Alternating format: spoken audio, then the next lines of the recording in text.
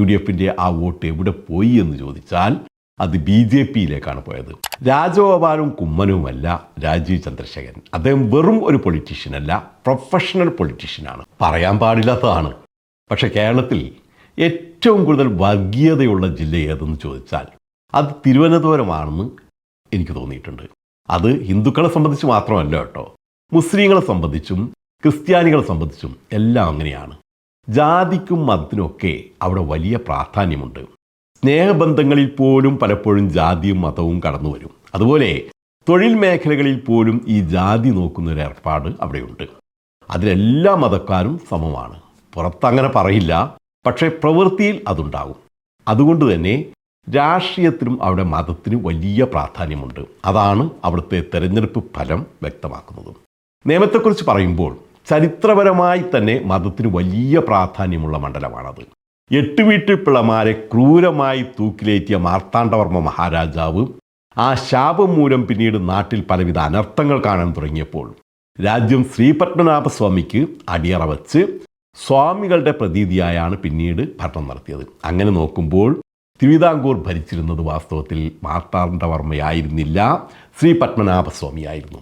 ആ കാലത്ത് നിയമങ്ങൾ പ്രഖ്യാപിച്ചിരുന്ന ഇടം എന്ന നിലയിലാണ് നിയമം എന്ന പേര് കിട്ടിയത് എന്നാണ് പറഞ്ഞു കേൾക്കുന്നത്. അവിടം കഴിഞ്ഞ കുറേ കാലമായി കേരളത്തിലെ ഏറ്റവും ശ്രദ്ധേയമായ മണ്ഡലങ്ങളിൽ ഒന്നായി മാറിക്കൊണ്ടിരിക്കുകയാണ്. കാരണം BJP ആദ്യമായി കേരളത്തിൽ അക്കൗണ്ട് തുറന്നത് നേമത്താണ്.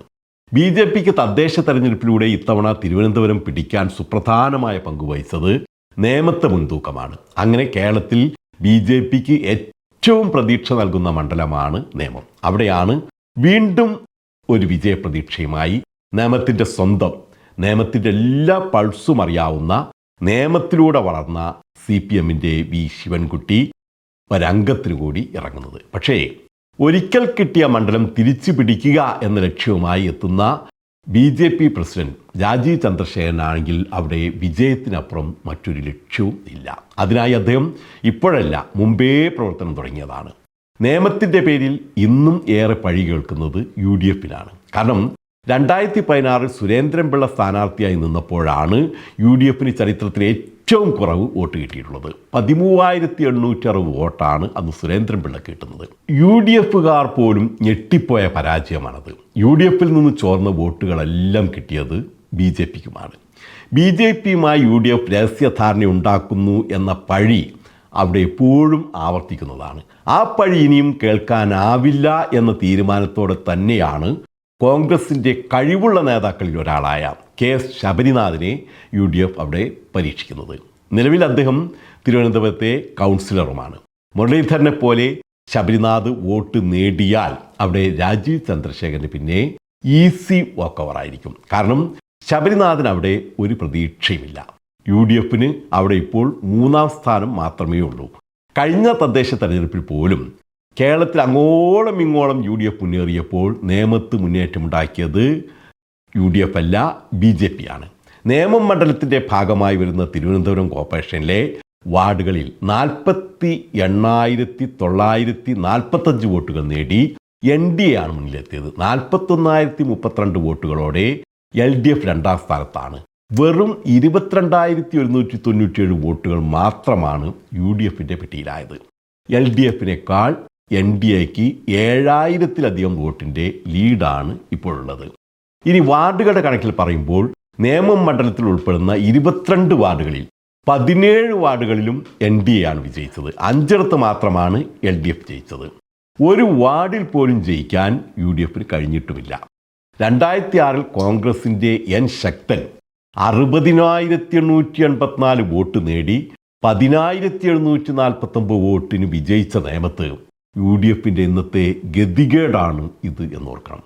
UDFിൻ്റെ ആ വോട്ട് എവിടെ പോയി എന്ന് ചോദിച്ചാൽ അത് BJPയിലേക്കാണ് പോയത്. വെറുതെ പറയുന്നതല്ല, കണക്കുകൾ അത് പറയും. 2011 വരെ BJPക്ക് കേരളത്തിൽ ഒരു പ്രതീക്ഷയുമില്ലായിരുന്നു. അതുകൊണ്ട് സവർണ ഹിന്ദുക്കളുടെ വോട്ടുകളായിരുന്നു കോൺഗ്രസിനെ വിജയത്തിലെത്തിച്ചിരുന്നത്. നേമത്തപ്പോഴും BJPക്ക് 16,876 വോട്ട് കിട്ടിയിട്ടുണ്ട്. 2006 വോട്ട് കുറഞ്ഞു, അത് 6,705 കിട്ടിയത് UDFിനാണ്. ശക്തന് വോട്ട് കൂടി. പക്ഷേ 2011 ആയപ്പോഴേക്കും നേമത്ത് BJP പ്രതീക്ഷ കൂടി വോട്ട് കുത്തനെ 20,248 കോൺഗ്രസിന് വോട്ട് കുറയുകയും ചെയ്തു. ശിവൻകുട്ടി ജയിച്ചു. 2014 മോദി പ്രധാനമന്ത്രിയായി BJP കരുത്തുകൂട്ടി.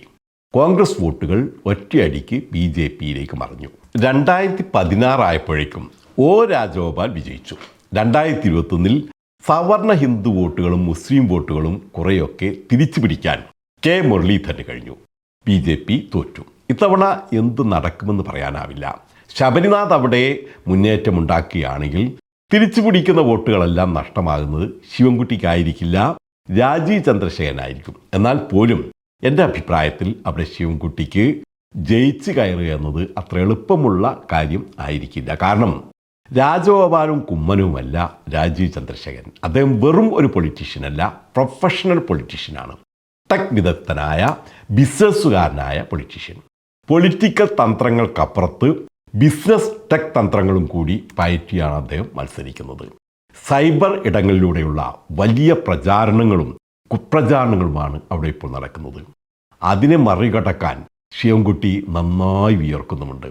അങ്ങനെയെല്ലാം കൂട്ടിയും കുഴിച്ചും ഗുണിച്ചും ഹരിച്ചും ഒക്കെ നോക്കുമ്പോൾ എൻ്റെ അഭിപ്രായത്തിൽ നേമത്ത് ഒരിക്കൽ പൂട്ടിയ അക്കൗണ്ട് ഇത്തവണ BJP വീണ്ടും തുറക്കും. അവിടെ ശിവൻകുട്ടിയെ വലിയ മോശമല്ലാത്ത ഒരു ഭൂരിപക്ഷത്തിന് രാജീവ് ചന്ദ്രശേഖരൻ തറ പറ്റിക്കും എന്ന് തന്നെ ഞാൻ പറയും. അല്ലെങ്കിൽ മുസ്ലിം ക്രൈസ്തവ പിന്നാക്ക വിഭാഗം വോട്ടുകളുടെ ഒരു കൺസോളിഡേഷൻ ശിവൻകുട്ടിക്ക് ഉണ്ടാകണം. അതുണ്ടാകാനുള്ള സാധ്യത ഇപ്പോഴില്ല. ഇത് എൻ്റെ അഭിപ്രായമാണ്. ബാക്കിയെല്ലാം വോട്ടർമാരുടെ തീരുമാനം.